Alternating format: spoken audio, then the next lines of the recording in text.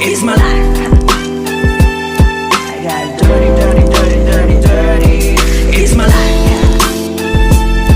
I wanna... Alright, morning mga kabomba. Ito na naman tayo. Gala na naman sa kalsada, no? At nandito tayo sa City of San Fernando Heroes Hall. At yun nga. So sa mga nanonood sa atin, good morning. Shoutout sa inyo. At ito nga, magbiyahe na tayo pabalik ng ating pwesto mga kabomba.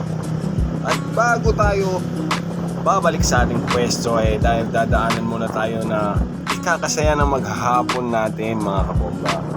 So, maramihan dito nanonood sa atin ikakasaya rin nila.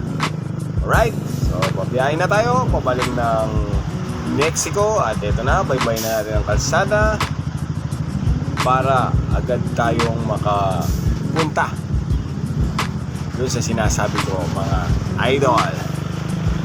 Pero bago ang lahat mga idol, gusto ko muna i-shoutout ang mga taong sumusuporta sa atin, no? Viewers, subscribers, and followers. Pati na sa ating mga page, yan. Tara na mga kabomba, let's go!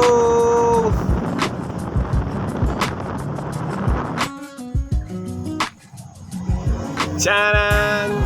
Dito na tayo. At ito yung sinasabi ko na ikakasaya ng maghapon natin at ikasisiya rin ng mga nanonood sa atin. So, yan o. Tingnan nyo naman, ang daming mga sasakyan. Alright. O, diba? Di ka ba masisiyan sa mga nakikita mo?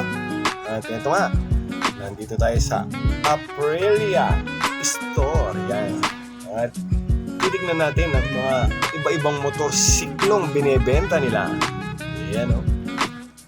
May moped, may adventure bikes, at meron ding sports bike. Ayan. So, napaka-pogi! Wow, talagang wow na wow, pack na pack, oh.